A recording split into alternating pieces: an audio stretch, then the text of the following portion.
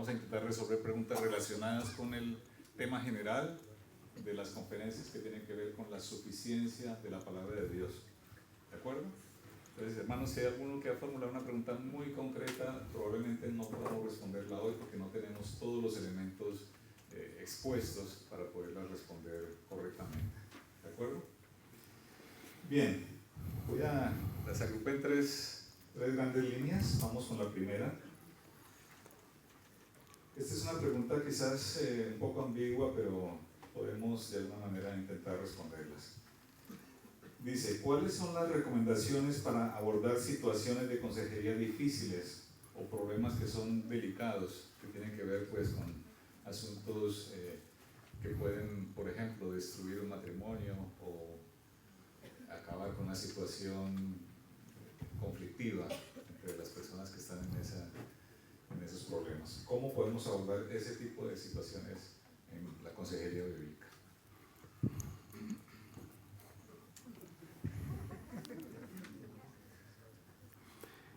Ese es para ti, ¿verdad?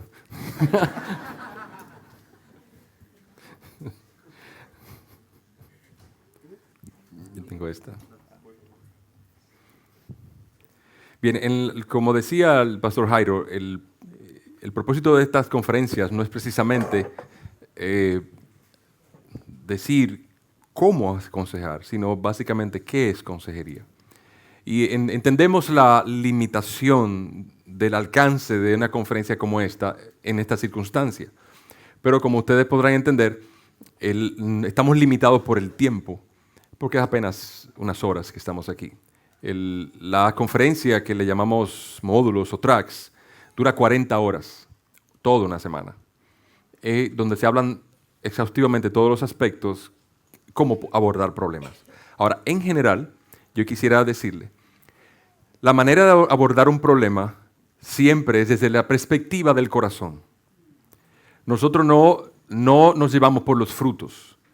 El enojo, el llamado estrés, la llamada depresión, nosotros no lo categorizamos, sino que tratamos de ponerlo en la perspectiva y términos bíblicos. Porque en la Biblia no está el estrés. ¿Usted ha visto que Moisés estuvo estresado alguna vez?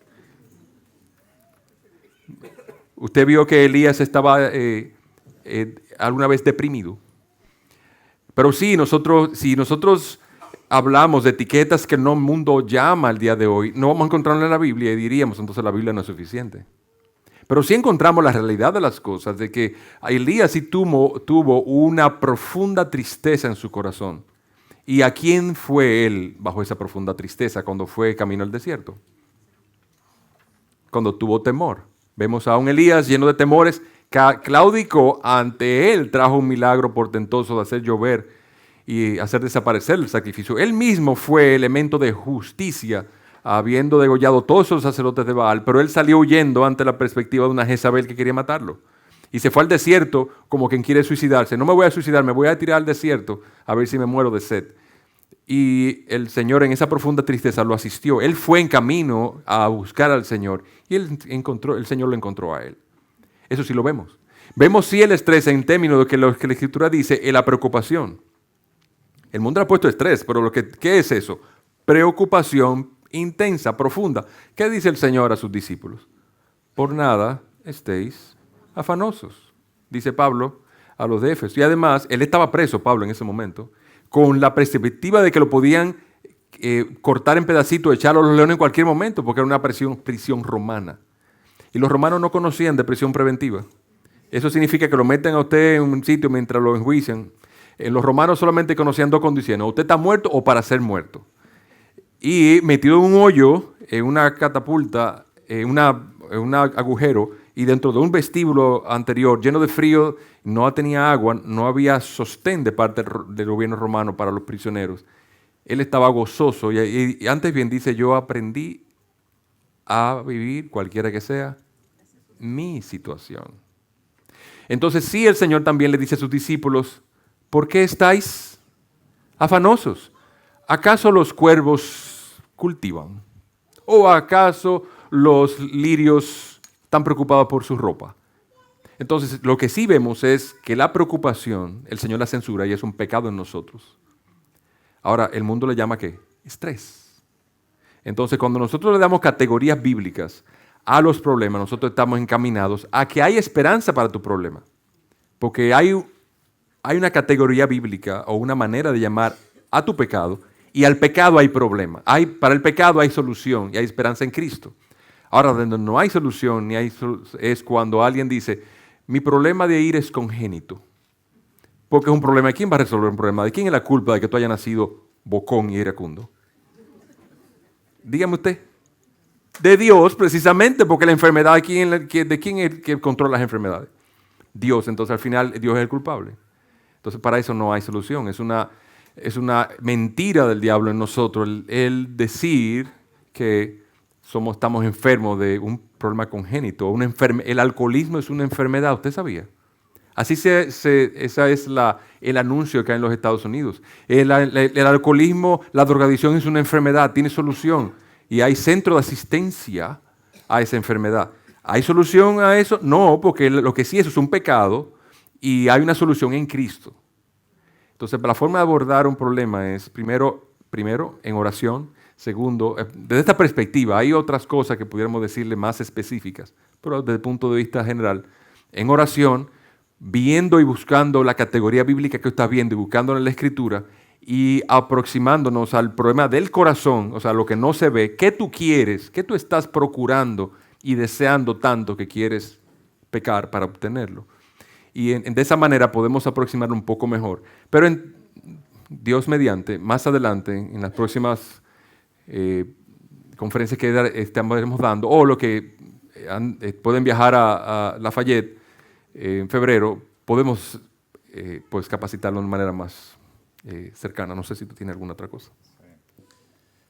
Bueno, realmente cuando se dice de un problema difícil, cuando una persona busca consejería es porque ese problema lo ve difícil, ¿no? Quizás para otra persona no lo sea tanto esa dificultad en particular, pero la persona que busca un consejo siempre ve una gran dificultad para poder solucionar, porque si fuese un problema fácil, pues no acudiría al consejero, ¿no? Buscaría su propia solución.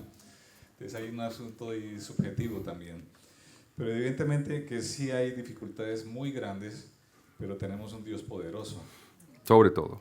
Y yo creo que eso es lo esencial, ¿no? Saber que tenemos un Dios poderoso, que las situaciones de dificultad de nuestra vida obedecen necesariamente al pecado, a la caída, como explicaba el pastor ayer o esta mañana, a la caída inicial del ser humano o a nuestro propio pecado o al pecado de los demás, pero siempre el común denominador es el pecado y la respuesta al pecado es Cristo. Por lo tanto, la solución a todas las dificultades que nosotros como creyentes tenemos es mirar a Cristo, acudir a Él, mirar en su palabra cuál es la respuesta a nuestra dificultad. Entonces sí, evidentemente la forma en que podríamos recomendar abordar situaciones de consejería difíciles es, otra vez, mirando la palabra de Dios. No hay otra solución. Bien, otra pregunta. Voy a unir dos que son muy parecidas. Dice, ¿cómo aconsejar si la persona no cree en la suficiencia de la palabra? ¿O cómo ayudar a un no creyente que tiene un problema físico, por ejemplo, dañarse físicamente, cortarse o alguna otra situación de este tipo? ¿Cómo podemos ayudar a esta persona? ¿Qué usted piensa? La consejería son dos cosas, dijimos, ¿qué son? Discipulado y evangelismo. A un creyente le hablamos con la palabra para acercarlo a Dios, porque se ha alejado posiblemente, o para que él pueda responder con consuelo ante una pérdida de un familiar, una enfermedad que se le ha diagnosticado. Él pueda responder como Cristo respondería ante una situación incómoda y difícil, en la cual no hay pecado, es simplemente un asunto humano.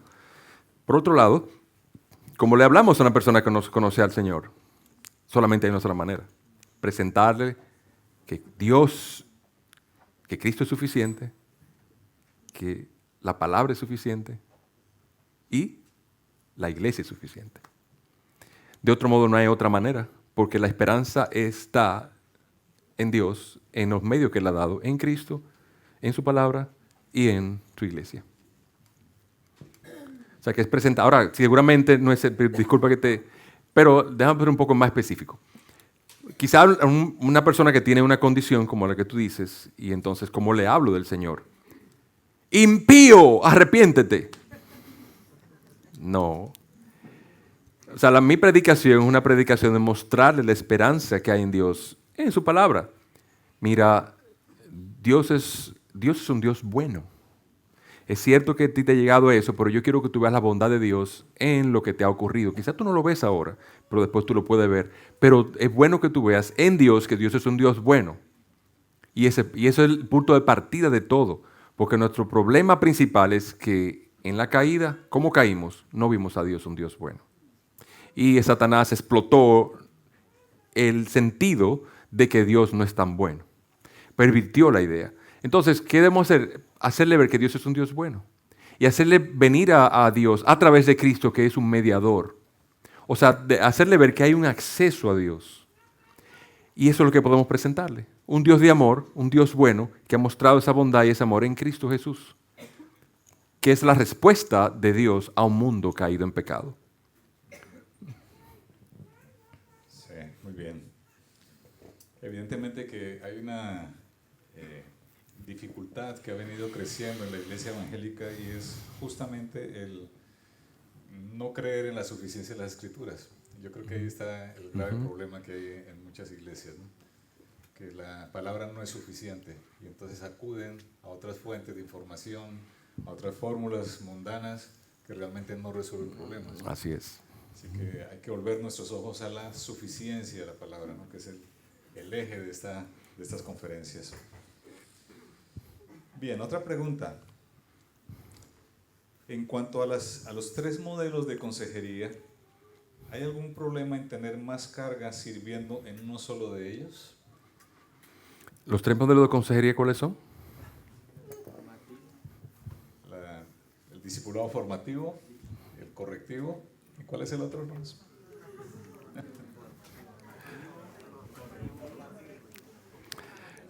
¿Qué usted piensa de eso? Vamos a hacer solamente correctivo. Muchas veces nos volvemos el Espíritu Santo de cierta gente. Vamos a hacer solamente discipulado. O solamente vamos a evangelizar. ¿Usted sabe cuál es el problema? Que Dios no nos ha dado solamente una alternativa. ¿Qué significa ser discípulos? O sea, tenemos que regresar a la palabra otra vez. ¿Cuál es el mandamiento original de Cristo? Es que a mí me gusta más evangelizar. Ajá. Entonces, solamente te gusta hablar la palabra y los problemas se los deja al pastor entonces. ¿Usted sabe qué ocurre cuando usted llama a una persona a Cristo? Usted lo trajo a la iglesia. Muy bien. ¿Y usted sabe qué va a pasar cuando la persona llegue a la iglesia? Va a comenzar a sacar todo su problema. Y entonces tú dices, mira, ya yo te traje a la iglesia, habla del problema tuyo con el pastor. Ajá. Ok, tú eres un taxi entonces. Que tú trajiste la palabra para tú y entonces la persona, no es así. La labor nuestra no acaba hasta que hagamos discípulos. ¿Y qué es hacer discípulos? Enseñándolos a que guarden las cosas que os he mandado, dice el Señor. Porque si nosotros solamente evangelizamos, nos sucede como cuando, no sé los perros catalanes, pero los perros latinoamericanos son lo que hacen. Pasa un carro de bombero y ¡oh!, se lo quieren comer el carro de bombero y le caen atrás y lo persiguen. Ahora el carro de bombero se paró. Y cuando ellos se encuentran con el carro de bombero, ¿qué hacen con ellos entonces? Hacen así, se quedan como, lo alcanzó y le dan la vuelta, pero no hay ni siquiera dónde morderlo. Así nos pasa con la persona, le caemos atrás a la gente, lo perseguimos, lo instigamos a venir a la iglesia y lo traemos a la iglesia y después ¿qué hacemos con él? Se convirtió y entonces ¿qué hacemos con él? Entonces nuestra labor no acaba hasta que hacemos discípulos. O sea que es un pack completo, ¿no? Así es un pack impreparable. También hay una concepción equivocada en muchos cristianos, ¿no? Que creen que hacer evangelismo es traer a la persona a la iglesia y solamente allí llegan. Y hay mucho temor de abordar las dificultades de hablar con la persona sobre sus problemas. Y yo creo que ahí es donde cobra importancia la última conferencia que diste, ¿no? Sobre la responsabilidad que todos como miembros tenemos de la iglesia de servir. Así es. ¿Usted se ha dado cuenta cuando uno se casa? cuando uno se casa, uno ve todo lo hermoso, todo lo bueno de la persona con quien nos casamos. Pero usted nunca le dijeron que usted se iba a casar con no solamente con la esposa, con la mamá, con el papá, con el primo, con el hermanito. Entonces, y ella se va a casar con con él o con la mamá. Entonces, todo el mundo tiene acceso a su casa ahora, pues ustedes son ahora familia. ¿Verdad que sí? Por eso le sucede con usted, Dios le ha dado una función a usted dentro de la iglesia, que no es solamente la parte linda de tus ojos, es que hay una responsabilidad asociada con eso. Y todo eso es amor. Bien, vamos con la otra. La palabra es suficiente, pero ¿hasta qué punto es útil nuestro testimonio personal y nuestras experiencias propias? ¿Qué usted piensa de eso?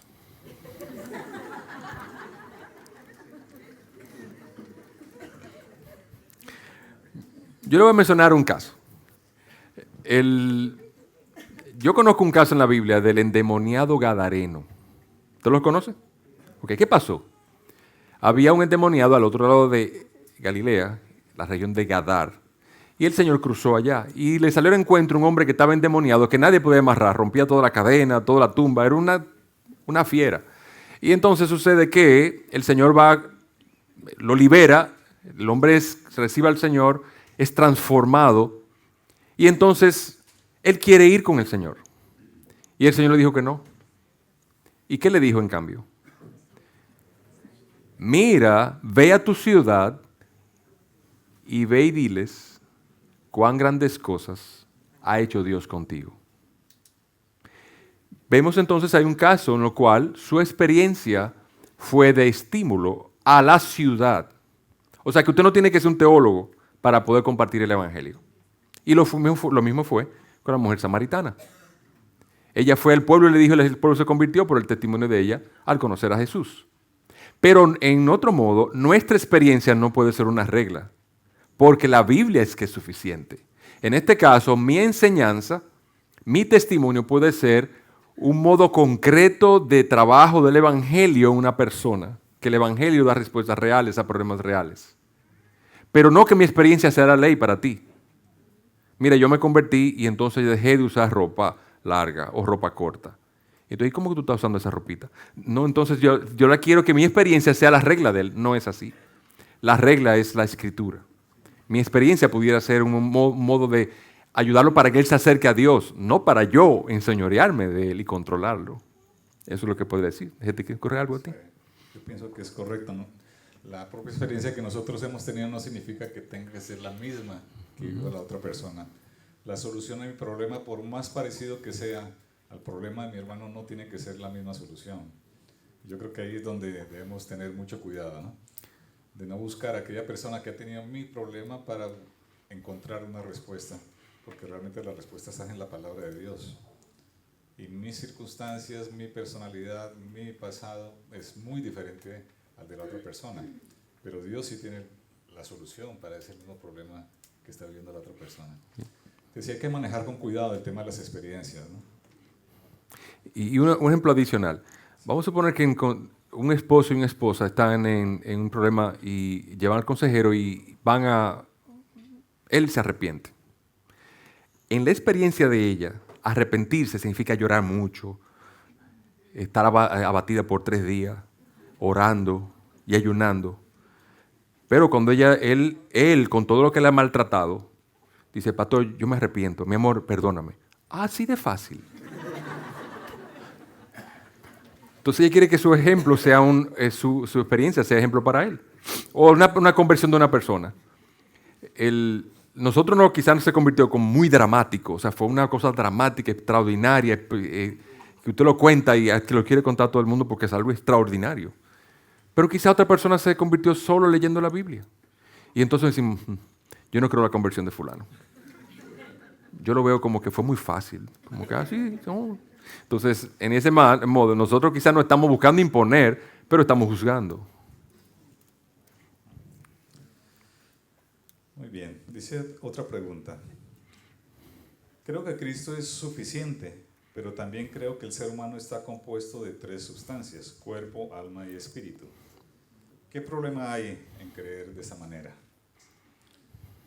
Y agrega otra pregunta, más o menos en la misma línea.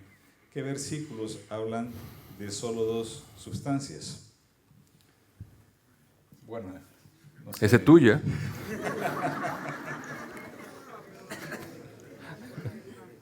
Sí, el concepto de la tricotomía del ser humano ha calado muy profundo en las mentes de las personas, pero realmente examinando la palabra de Dios en todo su conjunto siempre nos habla de dos sustancias, una material y una inmaterial. ¿Sí? La pregunta yo la revertiría diciendo, ¿qué diferencia hay entre alma, espíritu, corazón, mente, entrañas? Que la palabra también habla de entrañas. Cuando dice amarás al Señor con todas tus fuerzas, en el original quiere decir entrañas, con todas mis entrañas. Pues evidentemente no hay diferencia, ¿no? Están enfocándose al mismo concepto de la sustancia inmaterial del ser humano. Alma, corazón, espíritu, mente, entrañas, está hablando de lo mismo, de la sustancia inmaterial. Evidentemente el ser humano, tal como nos vemos hoy nosotros, está compuesto de esas dos sustancias que son indivisibles. Y cuando se dividen esas dos sustancias es porque el hombre muere, el ser humano muere, ¿verdad? El espíritu se separa del cuerpo, o el alma se separa del cuerpo. De hecho, hay muchos pasajes de la Biblia donde habla que el espíritu se separó de esa persona, o sea que murió. En otros pasajes hablan de que el alma se fue, ¿sí? El Señor Jesucristo dice, mi espíritu está conmovido, y en otro versículo muy cercano dice, mi alma se duele, ¿no? Entonces está hablando exactamente del mismo concepto. El ser humano está compuesto de dos sustancias, la inmaterial y la material. Si nosotros habláramos de tres sustancias, entonces tendríamos un problema. ¿Cómo resolvemos las dificultades del cuerpo, las dificultades del alma, si es que existe el alma diferente del espíritu, y los problemas espirituales? Bueno, ayer David lo comentaba en su conferencia, ¿no? Evidentemente que hay problemas del cuerpo, problemas físicos, dolores del cuerpo, y hay problemas del alma, problemas del corazón, problemas del espíritu. Y en ambos casos el Señor tiene también respuestas para los dos tipos de dificultades. Bueno, espero que con esto hayas podido ahondar un poco más en ella, ¿no? Algún pasaje que creo que es importante es cuando se habla de la creación, ¿no? Ahí en Génesis 2:7, cuando dice que formó el cuerpo y luego sopló aliento de vida. Ahí está claramente definidas las dos sustancias, ¿no? El cuerpo creado a partir del barro y luego el espíritu o el alma, la transferencia que hace Dios al hombre para concederle la vida, ¿no? Este versículo creo que es clave. Sí, en Apocalipsis también dice que debajo del trono el espíritu de los que habían sido decapitados. O dice, el espíritu vuelve a Dios a quien lo dio. O sea que toda la Biblia está hablando del concepto material e inmaterial.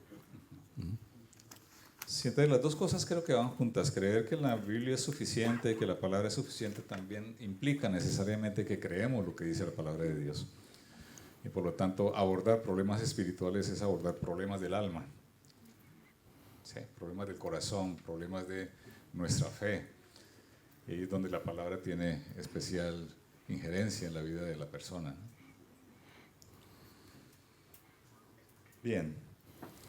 Otra pregunta. ¿Una persona soltera puede aconsejar a un matrimonio? Esa es tuya también.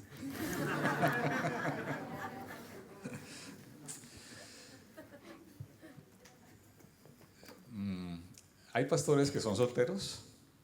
¿Ustedes conocen pastores solteros? ¿Esos pastores solteros estarían inhabilitados para aconsejar matrimonios? ¿Verdad que no? Bueno, creo que ahí está la respuesta. Sí, una persona soltera puede aconsejar matrimonios. Evidentemente hay temas particulares que a lo mejor los puede abordar de una manera más completa una persona casada, pero eso no significa que un soltero esté inhabilitado para aconsejar las parejas, ¿no? En términos generales. No hay una inhabilidad para ella. De hecho, Pablo mismo era soltero, el Señor Jesús fue soltero. ¿Y quién va a dudar de Cristo como consejero, no? ¿O quién va a dudar del apóstol Pablo como consejero? Así que en la palabra también tenemos la respuesta a esa pregunta. Bien, otra pregunta. ¿Qué hacer cuando una persona pierde la esperanza debido a sus múltiples dificultades y entonces rechaza una y otra vez la consejería? Tú me permites volver atrás con respecto a la parte de soltero. En esa parte es bueno que nosotros identifiquemos nuestros dones, porque hay casos de consejería en los cuales nosotros somos más hábiles que otros y más acreditados que otros. Por ejemplo, si hay un caso médico, el pastor puede identificar, yo pienso que lo mejor es que tú hables con un consejero que sea médico o un médico consejero, porque él te puede dar más evidencias, más información, y de manera más acreditada puede hablar de este caso particular. Y eso no está mal, eso es muy humilde de su parte, saber que él no tiene todas las respuestas y él tiene un conocimiento y acreditación limitada. Y hay personas que pueden darle lo mejor. Entonces lo referimos a un consejero que sea médico en nuestra iglesia. Es una bendición tener médicos en la iglesia que quieran ser consejeros. Porque pueden abordar muchos casos difíciles y problemáticos. Neuralgia, por ejemplo. Fibromialgia, por ejemplo. Como usted dice, ¿es una enfermedad? ¿No es una enfermedad? Bueno, muchos médicos dicen que no es una enfermedad. Es una condición que ellos tratan de otra manera porque no hay forma posible de poderlo comprobar con análisis. Entonces, lo mejor quizás como pastor que yo lo refiera a un médico y el médico puede darle ciertos lineamientos apropiados. Quizá yo como persona soltero, si es un pastor o un laico soltero, o quizás una hermana de la iglesia que está inquieta, yo como mujer debería darle consejo a esta pareja. Quizás no sería lo mejor, porque quizás ella piense, bueno, pregúntale a tu pastor, pastor, ¿qué usted piensa? Yo debería, y quizás hasta usted pueda dar una buena luz de cuál sería la mejor manera. ¿Tu pregunta fue? La pregunta es, ¿qué hacemos cuando una persona ha perdido la esperanza y entonces se niega a buscar consejería para resolver sus dificultades? Bueno, si la persona ha perdido la visión de que la Biblia es suficiente, la persona realmente ha abandonado. Gracias. Muchas gracias. La persona entonces ha abandonado su única fuente, pero seguro está buscando la esperanza en otro sitio. Nosotros estamos hechos para buscar. Por eso le decía a nuestros niños, a nuestros hijos, si nosotros no le damos, ellos están buscando en otro lugar. Así que nosotros tenemos el mismo principio sobre nosotros, aunque somos más adultos. Quizás buscamos cosas más estilizadas, más elaboradas, pero estamos buscando. Así que si nosotros no buscamos en la Biblia, en Dios y en el Señor Jesucristo respuesta, lo estamos buscando en otro sitio. Y entonces tenemos lo que sí pudiéramos tener, es lo que dice Santiago cuando leímos, ¿por qué hay pleito y disensión entre vosotros? Entonces, en eso cabe muy bien el tema del Señor diciendo, oh almas adúlteras, no hay modo de que tú tengas, no solamente no has perdido la esperanza, vas a tener constantemente una respuesta de frustración hacia todo el que te rodea, porque tú quieres encontrar en la criatura lo que solamente el Creador te puede dar.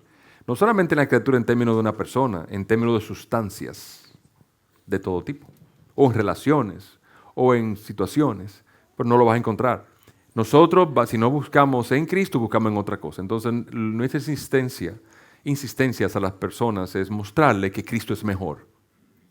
Cristo es más excelente, Cristo es más glorioso, Cristo es más deleitoso. Cristo provee realmente un fundamento seguro. Es mi seguridad, es mi identidad. Mi problema no me define, aunque sea atracción al mismo sexo, aunque sea borrachera, aunque sea adicción. Eso no me define. Me define mi relación con el Señor. Y si tú estás en el Señor, Dios te ha de ayudar. Hay esperanza mientras estés en el Señor. Muy bien. Pienso que la respuesta que diste, no a esta pregunta en particular, sino a la anterior, cuando decías que hay personas que quizás tienen más capacidad para resolver según qué tipo de problemas o aconsejar, se puede también aplicar a esta otra pregunta. ¿Cómo tratar la consejería en asuntos como el autismo, la esquizofrenia y otros trastornos similares? Esta es la que tú vas a contestar, ¿verdad? Las difíciles me las dejan a mí. Evidentemente que hay trastornos que requieren profesionales idóneos para resolver ese tipo de dificultades, ¿no?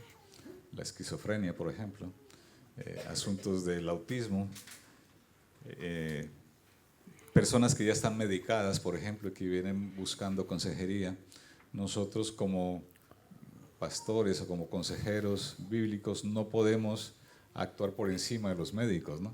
Quitarles un medicamento, por ejemplo, que están tomando. Para nosotros sería muy arriesgado tomar ese tipo de decisiones.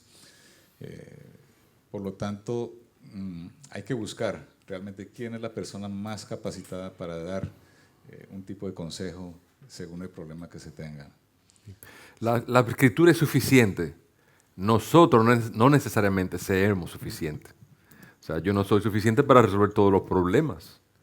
Hay aspectos que yo no conozco ni manejo. Y hay otras personas que pudieran manejarlo quizá mejor que yo. Lo mejor sería que yo conocer y cómo referir a ciertos casos a ciertas personas que pudieran ayudar mejor. Y de esa manera puedo servir más amorosamente a mi prójimo. Eso sería lo que yo le diría. Si hay esquizofrenia, si hay dificultades, le referí el caso de mí, la madre de mi esposa, ella comenzó a tener un descontrol enorme de los nervios. Lo primero que hacemos es llevar a los médicos. Y los médicos no encuentran razones en su análisis de sangre, en sus imágenes diagnósticas y en todo lo que ellos pueden ver que hay algo. Ahora, después que ellos descarten todo, yo sigo indagando a ver qué pasa. Vamos a suponer que se descubrió diabetes, entonces no necesitan consejería bíblica. ¿Es así? Sí, necesitan consejería bíblica.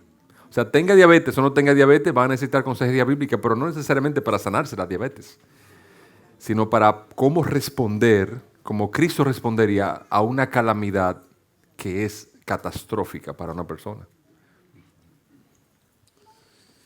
Bien. Otra pregunta. ¿Se puede pedir una segunda opinión, por ejemplo, a otro pastor sobre un tema en particular? ¿Qué tú dices? ¿Qué tú opinas sobre eso? Bien, creo que aquí también cabe un poco la respuesta que has dado, ¿no? Hay personas que son más idóneas para resolver alguna consulta, alguna dificultad que se tenga. Por lo tanto, como pastor, uno puede o debe ser sensible a sus limitaciones que pueda tener en un momento determinado para aconsejar a una persona. En todo caso, yo quisiera decir que hay al menos 3 razones por las cuales una persona podría estar interesada en buscar una segunda opinión, ¿no? Una primera razón es buscar complementar o profundizar en la respuesta que he recibido de parte de un pastor. Sí, si el pastor me dio una respuesta, pero yo quisiera profundizar un poquito más, y entonces busco a otra persona que tenga mayor experiencia o mayor capacidad de resolver la duda que yo tengo, el problema que tengo. En ese sentido, yo creo que es legítimo buscar esa asesoría siempre y cuando el consejero al cual ha acudido esté enterado también, ¿no? de que se va a buscar esa segunda opinión. La segunda razón por la cual se podría llegar a buscar una segunda opinión es porque yo dudo, no tengo la confianza en aquella persona que me está aconsejando. Entonces allí también hay un problema de mi parte, ¿no? Como buscador de un consejo. Si yo dudo de la capacidad que tiene el pastor de manejar la palabra de Dios con respecto a una situación en particular, pues yo tengo en primer lugar que hablar con mi pastor y decirle, yo dudo de esa capacidad tuya. Es probable que tenga razón, pero también es probable que no, que haya un asunto de mi corazón con respecto al pastor. Entonces tengo que resolver ese primer acercamiento o la razón de rechazar un consejo determinado. Hay que tener cuidado con eso. Y hay una tercera razón que creo que es la más difícil y además quizás es la más habitual por la cual se busca una segunda opinión, es porque yo estoy buscando que me digan lo que yo quiero oír. Entonces el pastor no me está diciendo lo que yo quiero oír. Entonces voy a otra persona a ver si esa persona me dice lo que yo quiero oír. yo ya sé cuál es la solución que yo quiero a mi problema. Y busco como el aval o el espaldarazo del pastor para que yo pueda tirar adelante con esa solución. Y si el pastor no me la da, entonces busco a otro que me la dé. Y entonces encuentro ese respaldo para hacer lo que yo quiero hacer. Pues también el corazón es engañoso más que todas las cosas, dice la palabra de Dios. Por lo tanto, tengo que evaluar realmente cuál es la motivación que yo tengo para buscar una segunda opinión. Hay que tener cuidado con esto, ¿no? Sí. El pastor Jairo dio el punto inicial. ¿Cuál es la motivación de tu corazón? Por un lado tenemos, como dice él, yo voy a buscar, dice la Escritura, en la abundancia de consejeros hay sabiduría. Entonces dice, bueno, yo voy a buscar 3 o 4 consejeros, todo lunes, martes, miércoles, jueves, y todos los días voy a un consejero, y yo voy a ser sabio. Eso es muy insensato, porque ¿cuál es la motivación de mi corazón al hacer eso? Por un lado, yo no debería estar tratando de buscar muchos consejos, porque un proceso de consejería es un proceso. O sea, no es que yo te voy a dar un consejo y ya te fuiste, te di una receta y te la vas a tomar y te sanaste. Ustedes van a ver y que los problemas del alma no se sanan tan fácil. Las heridas se sanan en un proceso y le dicen, mira, tú te vas a sanar en 2 semanas, en una quemadura yo te puedo sanar en tal tiempo, los médicos no pueden decir las pomadas y eso, pero un desgarro en su alma, una herida en su alma, a veces 20 años después, supura como el día de hoy, especialmente si es entre la pareja y aún los miembros de la iglesia. Hay miembros de la iglesia que entran por aquí hace 20 años y el otro entra por allá y no se juntan nunca. Por otro lado, también es bueno ver que en las congregaciones haya constituciones que en el otro extremo, que sea una motivación legítima, tengan un esquema de trabajo en el cual él se sienta en la libertad, como oveja de Cristo, de consultar otras opiniones. En lo cual, quizás en el lugar donde está buscando consejo, no está tan convencido de que la Escritura le mande eso. Entonces, por eso es bueno tener en las congregaciones constituciones en la cual haya mediación en diferencia de opiniones, diferencia de cosas, porque hay cosas en las Escrituras que en verdad no son tan claras para nosotros los hombres pecadores. Hay cosas en las cuales tú consideras algo y no pecas, tú consideras algo y no pecas, ¿cómo llegamos al punto? En el cual tú me dices la opinión como consejero, pero realmente la Escritura no es tan enfática ni me está diciendo que peco si es una opción. Entonces hay que diferenciar entre un consejo y una opinión. Entonces los pastores, los consejeros, también debemos ser lo suficientemente humildes para decir, mira, no hay un mandamiento en este sentido, como Pablo dijo en 1 Corintios 7. Esto dice Cristo, esto digo yo. O sea, hay un mandamiento, hay opiniones, hay cosas que son pecados, otras que no son pecados, son de preferencia, y entonces yo no puedo poner una presión que la Escritura no pone. Y a veces es bueno tener en las iglesias constituciones para que los pastores se protejan a sí mismos de excesos contra las ovejas. Bien, Neto. Tengo aquí otra serie de preguntas que me han llegado últimamente. No alcanzaremos a responder todas. Voy a intentar escoger alguna que no sea demasiado específica, ¿no? Porque esto tiene que ver con cómo hacer la consejería, no en qué consiste la consejería.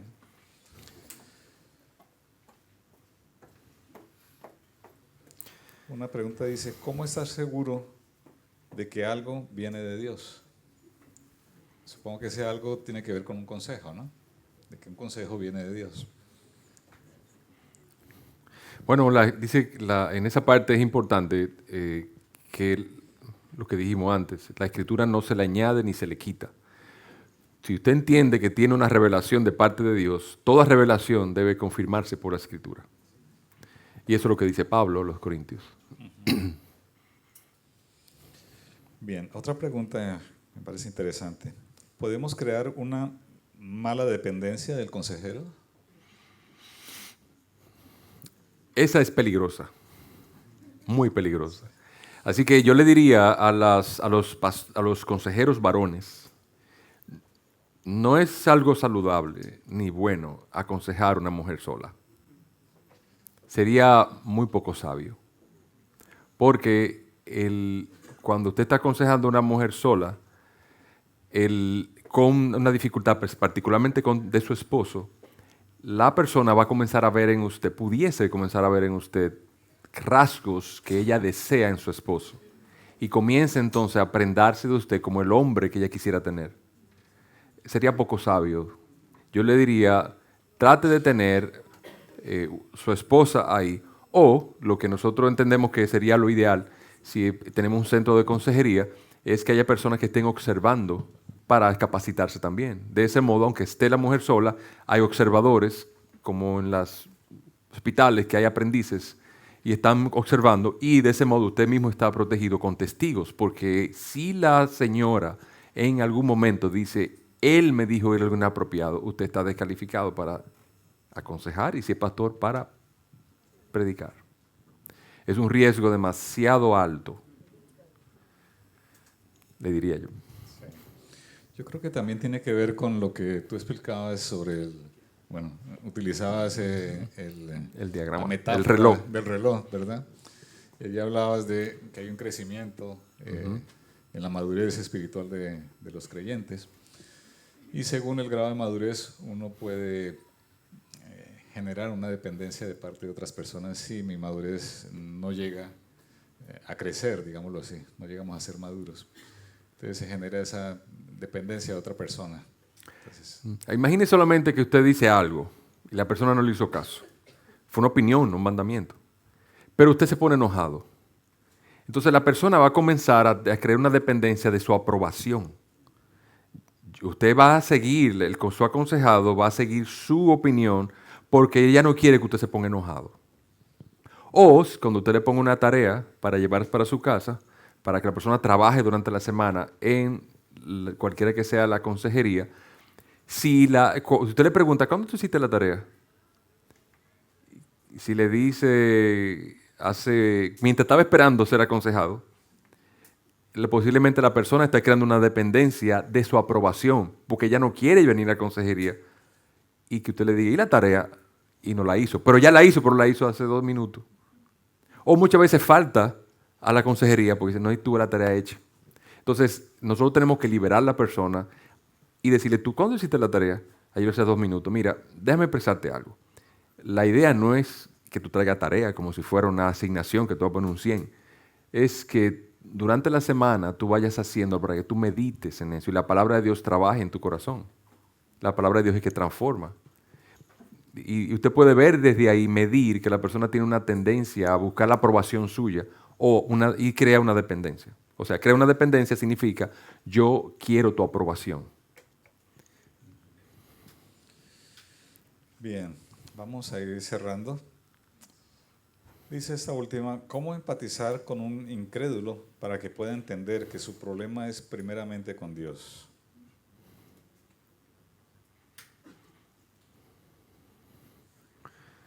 Yo te voy a preguntar eso a ti. ¿Qué tú crees de eso? ¿Tú conoces un incrédulo así? Todos los incrédulos. Realmente es una labor evangelística, en primer lugar, ¿no? O sea, nosotros tenemos que llevar a la persona a los pies de Cristo y hacerle entender que su principal problema es su enemistad con Dios. Ese es el gran problema del ser humano, es ese, que está rebelado contra Dios. Todos los demás problemas se desprenden de esa situación. Por lo tanto, nosotros, todos como creyentes, somos agentes de reconciliación y debemos predicar la reconciliación que a través de Cristo podemos encontrar con el Padre. Así que más que empatizar es decirle la verdad, ¿no? Estás enemistado con Dios. Decírselo en buenas palabras, no tampoco ir allí a cortar cabezas porque esa no es nuestra labor. Otra vez, somos agentes de reconciliación, por lo tanto estamos buscando que la persona se reconcilie con el Señor. Y ese es nuestro deseo, ¿no? Que la persona venga a los pies de Cristo. Entonces lo hacemos con amor, lo hacemos con esperanza de que realmente el Señor quiera tocar el corazón de esa persona para que venga a los pies de Cristo. Yo creo que es esto, ¿no? Y además, en ese mismo sentido, yo trataría de añadir la palabra para que él vea específicamente dónde dice que él es enemigo de Dios. O sea, que sea Dios quien le hable a él. Porque al fin y al cabo, en su incredulidad, él va a buscar un objeto secundario, un instrumento secundario donde reflejar su problema o con quién pelear. El pastor me dijo, pero con Dios nadie pelea. Entonces, si tú le muestras en la Escritura, mira lo que dice Dios aquí, mira lo que dice Dios aquí, mira lo que dice Dios aquí. Al final, él va a tener y que reconocer en cualquier lugar que vaya, en cualquier situación, que Dios es quien está contra él. Pero también Dios es quien se ha buscado reconciliarse con él en Cristo. O sea que por un lado le mostramos el diagnóstico, pero por el otro lado, nunca dejemos ir a nuestro aconsejado sin esperanza. Sí, yo creo que un elemento muy importante de la consejería es justamente transmitir esa esperanza de que hay respuesta de parte de Dios a los problemas del ser humano, ¿no? Esa transmisión de esa esperanza es muy importante. Bien, cerramos, Newton, si te parece, con esta última pregunta. Si un creyente ha estudiado psicología, ¿puede usar la técnica que ha aprendido para ser consejero bíblico? Ese es de David. Ese es del pastor David. ¿Dónde está David? Yo sé que en muchos, bueno, él precisamente viene de ahí y conozco a otros también que llegaron en otros grados de psicología y en un momento dado Dios lo convenció de esa pugna. Las técnicas de consejería, de psicología tienen su lugar y debe estar supeditada a la Escritura. El conflicto entre las filosofías de consejería vienen porque ya se están en conflicto con Dios. El humanismo siempre estará en conflicto con Dios, siempre. Y la pregunta es, ¿yo puedo usar psicología? ¿En qué yo puedo usar? Porque si yo soy psicólogo, entonces voy a quedar sin empleo. No va a quedar, yo doy clases de psicología, diría uno, y entonces me van a botar a la universidad.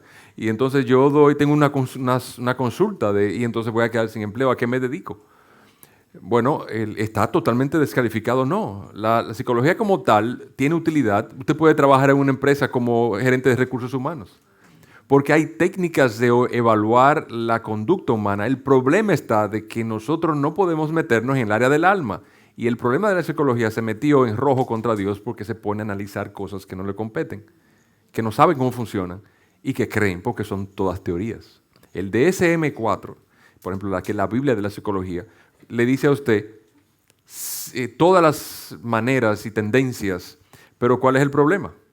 Hay una teoría freudiana, hay una teoría rogeriana, hay una teoría esquiniana, hay una teoría de 5 maneras. La pregunta es, cuando usted va al psicólogo, ¿cuál de todas las técnicas le va a aplicar? Son todas humanas y todas psicología. ¿Cuál usted va a escoger? Entonces no se ponen de acuerdo. Imagínense que yo voy a tomar un avión y están todo el mundo discutiendo, el piloto, la azafata, ¿cómo vamos a volar este avión? Usted se queda ahí.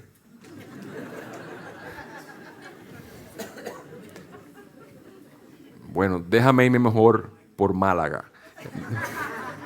Entonces, por eso es lo que pasa, porque no se ponen de acuerdo. El hombre siempre anda aprendiendo y nunca llega al conocimiento de la verdad.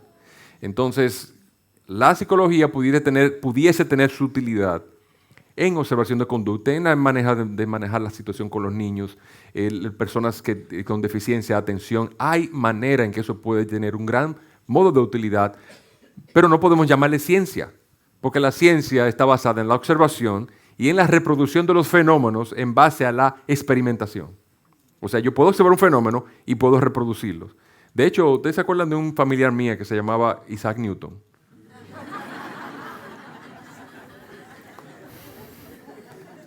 Eso le dice todo a usted. Muy bien, hermanos. Sí hubo algunas preguntas que no las hicimos porque, bueno, estaban muy relacionadas ya con la práctica misma de la consejería. Esperamos poderlas responder un poco más adelante. Y bueno, por ahora solamente agradecerte, Newton, por tu esfuerzo, por las enseñanzas que nos has dado. Creo que todos estamos de acuerdo que han sido muy beneficiosas para nosotros. Rogamos al Señor que esas enseñanzas estén en nuestro corazón y nos puedan servir para nuestra práctica como cristianos. Permíteme decirte algo. Yo no quiero que ustedes entiendan que yo le enseñé nada. Yo compartí con ustedes algunas cosas. Yo no le enseñé nada nuevo, o fue algo nuevo. Yo estaré muy preocupado si le enseñé algo nuevo a ustedes. Yo solamente hablé de la vieja historia. De un Dios en que amor envió a su Hijo a morir por el pecado nuestro y nos ha dado esperanza de redención y promesas de poder para transformarnos y herramienta para alcanzar a otros. O sea que yo lo que he buscado compartir con ustedes, no enseñarle algo nuevo,